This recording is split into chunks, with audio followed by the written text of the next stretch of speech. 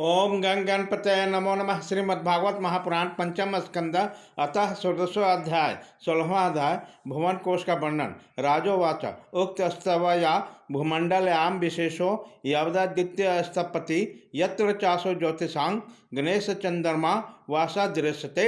राजा परीक्षित ने कहा, मुनिवर, जहाँ तक सूर्य की प्रकाश है, जहाँ तक तारामंडल के सहित चंद्रदेव दिख रहे हैं, वहाँ तक अपने भूमंडल का विस्तार बताया गया है। उसमें भी आपने बताया कि महाराज प्रियव्रत के रथों के पहिए को सातों लोकों में 7 समुद्र बन गए थे, जिनके कारण अब भूमंडल में 7 द्वीपों का विभाजन हुआ।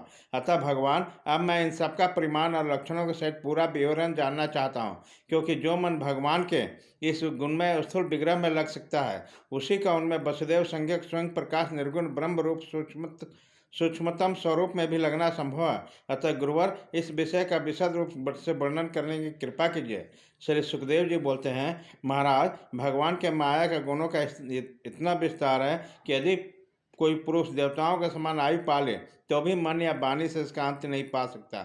इसलिए हम नाम रूप परिमाण और लक्षणों के द्वारा मुख्य बातों को लेकर ही भूमंडल के विशेषताओं का वर्णन करेंगे। यह जम्बूद्वीप जिसमें हम रहते हैं, भूमंडल कमल के कोष स्थानीय के जो 7 द्वीप हैं, उसके सबसे भीतर का कोष है। उसके भीतर 1,00,000 योजन है और यह कमल पत्र के समान गोलाकार है। इसमें 9 योजन विस्तार के 9 वर्ष हैं और जो इनकी सीमाओं को विभाग करने वाले 8 पर्वतों से बटे हुए हैं। इनको बीचों बीच चिलावृत नाम का 10वां वर्ष है। इनके मध्य में कुल पर्वतों का राजा मेरु पर्वत है। वह मानो भूमंडल का कमल का कर्णिका है।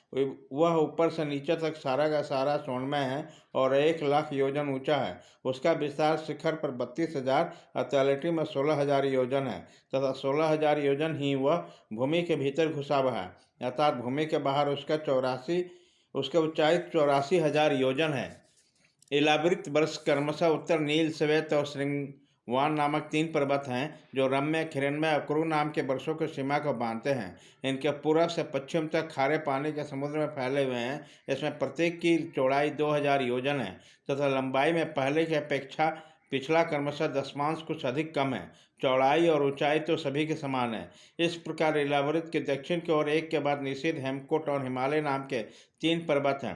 नीलादि पर्वतों के समान भी ये पूर्व पश्चिम की ओर फैले हुए हैं और 10,000 योजन ऊंचा हैं। इनमें क्रमशः हरिवर्ष, किमपुरुष और भारतवर्ष के सीमाओं का विभाग होता है। इलावृत के पूर्व और पश्चिम की ओर उत्तर में नील पर्वत और दक्षिण में निषद पर्वत तक फैले हुए गंधमादन और माल्यवान नाम के 2 पर्वत हैं।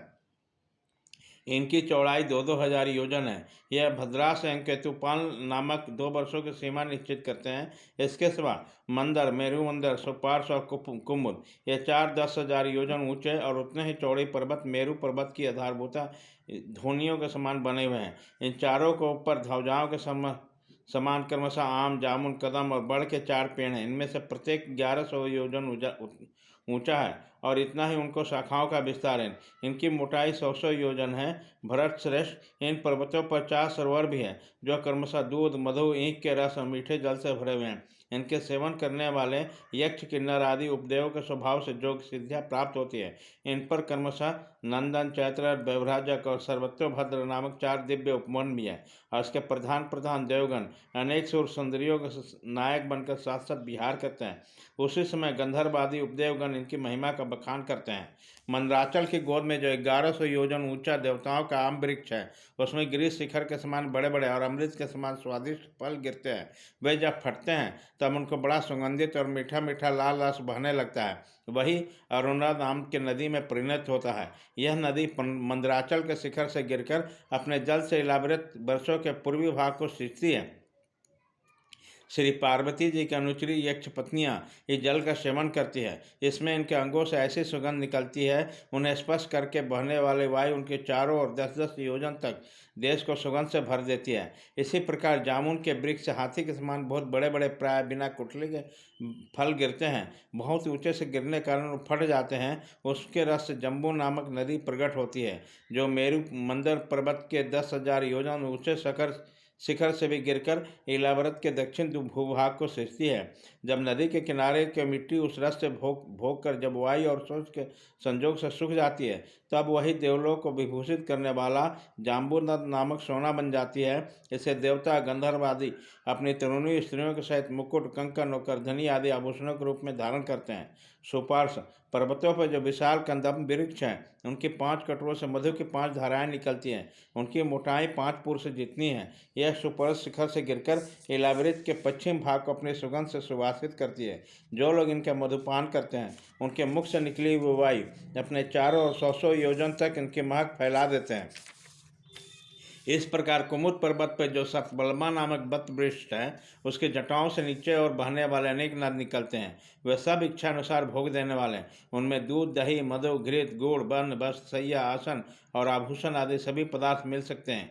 यह सभी कुमुद को शिखरों से गिरकर इलाव्रत के उत्तरी भाग को सींचते हैं। इनके दिए हुए पदार्थों को भोग करने से वहाँ की प्रजा की त्वचा में झुर्रियाँ पड़ जाना, बाल पक जाना, थकान होना, शरीर में पसीना आना तथा दुर्गंध निकलना, बुढ़ापा, रोग, मृत्यु, सर्दी गर्मी का पीड़ा, शरीर का कांतिहीन हो जाना तथा अंगों का टूटना आदि कभी कष्ट नहीं सताते हैं और उन्हें जीवन पर्यंत पूरा सुख प्राप्त होता है। राजा कमल कर्णिकाओं को चारों ओर जैसे केसर होता है, उसी प्रकार मेरु के मूल अंश में उसके चारों ओर कुरंग, कुरूर, कुसुम्ब, बैकंक, त्रिकुट, शिशिर, पतंग, रचक, निशिभ, श्रीनिवास, कोपल, शंख, बैदुर, जारदी, हंस, ऋषभ, नाग, कलंजर और नारद आदि 20 पर्वत हैं। इनके सिवा मेरु के पूर्व की ओर जठर और देवकूट नामक 2 पर्वत हैं, जो 18-18 योजन लंबे तथा 2-2 हजार चौड़े और ऊंचे हैं। इस प्रकार पश्चिम की ओर पवन और परियात्र, दक्षिण की ओर कैलाश तथा करबी तथा उत्तर की ओर त्रिभंग मकर नाम का प्रगट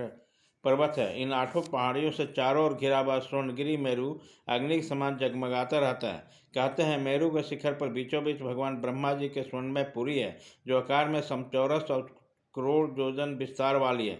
उसके नीचे पूर्वादि 8 दिशाओं और उपदिशाओं में उनके अधिपति इंद्र आदि 8 लोकपालों की 8 पुराएं हैं। वह अपने अपने स्वामी के अनुरूप उन्हीं दिशाओं में है तथा परिणाम में ब्रह्मा जी के पुरी से चौथाई है। इति श्रीमद्भागवते महापुराणे पारमहंस संहितां पंचम स्कंदे भुवन कोश वर्णनम नाम 16 अध्याय।